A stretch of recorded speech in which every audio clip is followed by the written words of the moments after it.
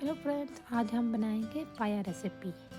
पाया खाने में बहुत ही अच्छा है, ये हेल्दी भी है।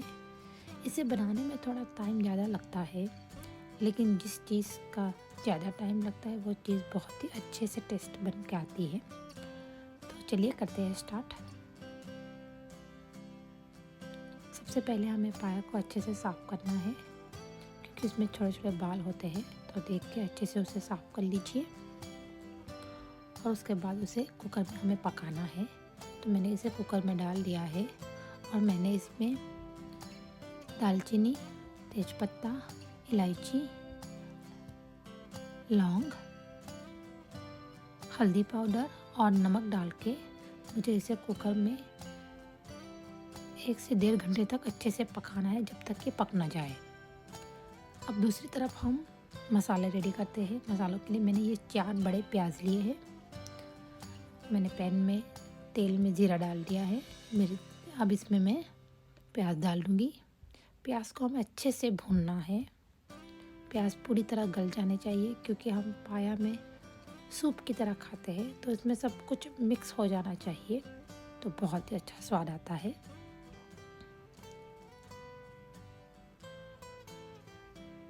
हमारे प्याज पकने के लिए कम से कम 15 मिनट तो लेंगे।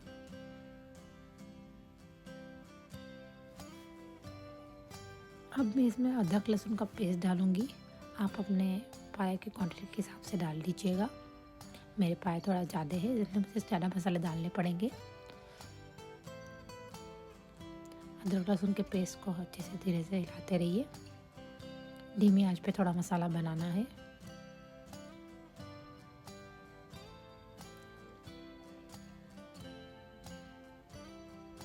अब मुझे इसमें टमाटर डाले हैं। मैंने इसमें 2 बड़े टमाटर लिए हैं। मुझे टमाटर और प्याज को अच्छे से गलाना है, जब तक ये पूरे सॉफ्ट होके एकदम मैश ना हो जाए। आप पिसे हुए टमाटर प्याज भी डाल सकते हैं, लेकिन मैंने उसमें चॉप ही यूज़ किए हैं। देखिए मेरे टमाटर और प्याज कैसे गल चुके हैं। मुझे इसे धीमी आंच पे ही पकाना है, क्योंकि मुझे इसे जलाना नहीं है। सो हल्के से थोड़ी थोड़ी देर में मैं इसे मिक्स करती रहूँगी, ताकि ये नीचे जल ना जाए।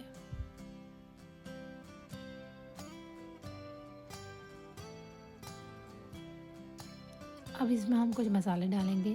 मैं खाली गरम मसाला, हल्दी पाउडर थोड़ा सा और मिर्च का यूज़ करूँगी। मैं और कोई मसाला नहीं डालने वाली, क्योंकि मुझे पाया का टेस्ट नेचुरल रखना है। हमारे मसाले डल चुके हैं और देखिए कितना अच्छा उसका टेक्सचर दिख रहा है।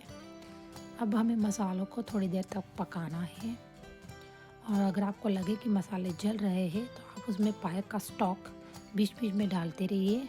मैंने देखिए कितना स्टॉक मैंने यूज़ कर लिया है। मैं इसमें अपने मसालों को पकाने के लिए पूरा स्टॉक पाया का डाल दूँगी। देखिए तेल ऊपर तक वो मसालों में से बाहर निकल के आ चुका है, मतलब कि हमारा मसाला अच्छे से पक चुका है और हमारे पाए भी अब तक बन चुके हैं।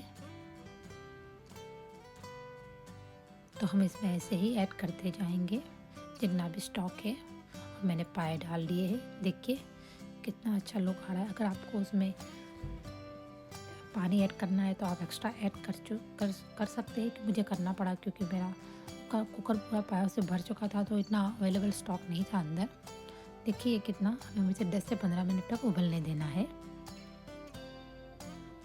देखिए कितनी ग्रेवी अच्छी दिख रही है मेरी, और इसे आप नान के साथ सर्व कर सकते हैं। ये बहुत ही हेल्दी रेसिपी है।